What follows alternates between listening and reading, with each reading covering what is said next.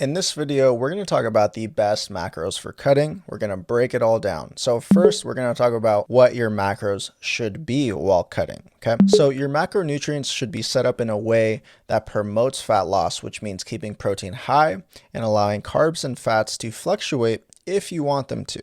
So personally, I prefer mine to be high protein, high carbs, low fat. So this is pretty much a 40-40-20 split. So spoilers, if you guys are wondering. Essentially, the most important thing when you're cutting, trying to lose fat, weight, whatever, is to be in a calorie deficit. That's number one. Okay. Number two, however, is to keep your protein high. Get an adequate amount of protein in so you maintain muscle, you maintain a little bit of strength. Strength does dip when you're cutting. I find it dips more in the bench press or the overhead press for me anyways. Again, keeping protein high is of the utmost importance right behind your calorie deficit. However, you still want to have carbs to fuel your workouts, and you also want to have enough fat to promote healthy hormonal function, among a number of other things. Okay, and so with all of that out of the way, right, I recommend high protein, high carbs, low fat. That's just what I recommend. But how do you do this for yourself? Well, that's what we're going to talk about right now. Step number one. And so step number one is to find your weight loss calories, okay? And so to do this, you want to multiply your body weight in pounds currently, whatever it is, by 14, 15, or 16. And so this number is also called your maintenance calories, the result, which is the number of calories you would need to eat to maintain your current weight. So for example, I weigh 190 pounds. If I want to stay 190 pounds, I would eat my maintenance calories. So if you are sedentary, choose 14. If you are lightly active, choose 15. If you are very active, choose 16. Okay. Again, this is just a rough estimation. It's not a perfect formula. You will have to adjust eventually.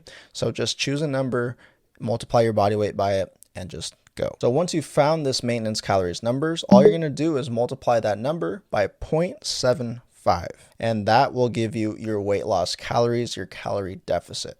Once we have this, we can find your macronutrients. So for example, if we use my 190 pounds, and I consider myself lightly active, we would get 190 pounds times 15, which is 2,850. This would give me my maintenance calories. Then we multiply our result by 0.75, so 2,850 times 0.75 is 2,140 calories. Okay, so if I wanted to lose weight, I would eat 2,140 calories roughly per day to lose weight. And again, this is just a rough estimate. Again, you will have to adjust eventually. And with a 25% calorie deficit, you could expect to lose 1 to 2 pounds per week. So step number two is to find your protein macros. And so we calculate protein first because it is the most important macronutrient of them all, especially while cutting. That is why 40% of our calories are coming from protein. Okay, and there's a good reason for this. And so there are a couple studies that back protein and its importance. So for example, people who follow a high protein diet lose fat faster. You get reduced hunger. You basically feel fuller on a cut, which is super important. And higher protein diets allow you to preserve more muscle mass when you cut. And so look, there's a couple of people who only track calories and protein, and they don't even worry about carbs and fat. That's how important protein is. And so a good rule of thumb is to get 0.8 to 1.2 grams of protein per day. I've seen the most success with on the higher end, that 1 to 1.2 grams of protein per day on a cut. I've seen the most success with that. That's why 40% is what I choose for the calories, the amount of calories for protein. So to find your protein macros, what you want to do is multiply your calories for weight loss, whatever they are, by 0.40. So for example, if we take my 2,140 calories from earlier, multiply it by 0.40, we get 856. These are the numbers of calories that will come from protein. And because there are 4 calories per gram of protein, we divide this number by 4. So 856 divided by 4 is 214 grams per day of protein. And so that's step number two. That's how you find your protein macros. And so step three is to use the remaining calories for carbs and fat. So we used up 40%. Now it's time to use up the remaining 60% of our calories. So let's start with carbs. So contrary to popular belief, carbs are not bad for you. So long as you are in a calorie deficit, we can have a decent amount of carbs and still lose weight. There's no need for a low carb diet if your calories are set up correctly. For your macronutrients, however, we want to have a good amount of carbs to promote enough energy for our workouts and daily and weekly activities. So for this reason, we will use 40% of our remaining 60% for carbs, and therefore we would have 20% left for fat, which we'll talk about in a second. And so because this macro percentage is the same for protein, you essentially get the same exact calculation.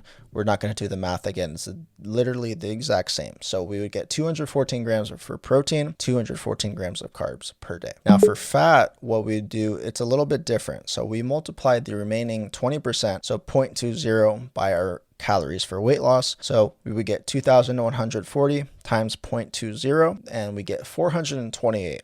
And because there are 9 calories per gram of fat, we divide our results by 9. So 428 divided by 9 equals 48 grams of fat. And so let's recap before we move on to step number 4. So right now, based on our 40-40-20 macro split and 2,140 calories, we have the following. We have 214 grams for protein and carbs, and 48 grams of fat. And again, this is a 40-40-20 macro split. It's simple, it works, and I've seen the best results with it, as have many other people who follow If It Fits Your Macros and flexible dieting. And so could you tweak the percentages? Could you go like 30, 40 if you wanted to? Sure.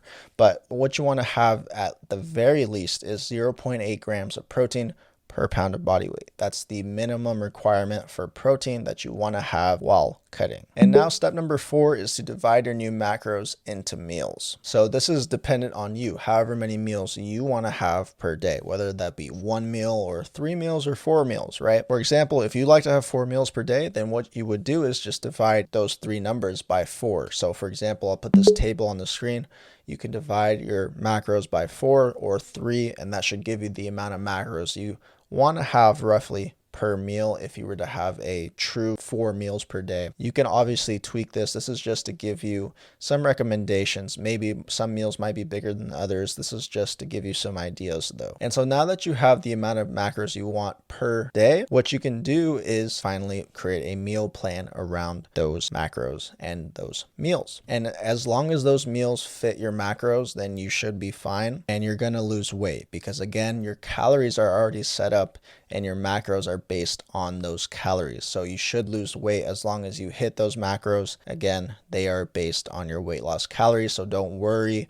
You're not, unless you go over those macronutrients, then you may start to see problems. But as long as you're hitting them or just under them, you should lose weight. Okay, and so step number 5 is to obviously start tracking these calories and macros with MyFitnessPal. All you need is a food scale and obviously the app MyFitnessPal. And so it has a macros calculator inside of the app. So all you have to do is insert your weight loss calories, whatever they are, and then choose the percentages. Again, I recommend the 40-40-20 split. And so all the tools that I recommend to get started with tracking your macronutrients is a food scale, measuring cups, and meal prep containers. I have an entire video tutorial on how to use a food scale. If you want to check that out, I'll leave that link in the description. And so step number 6 is to check out my book on flexible dieting and if it fits your macros. Yes, I have a book. It's available on Amazon or as a PDF on my website. It gives you the exact method of losing weight without having to give up your favorite foods. If you want to follow the exact steps I take,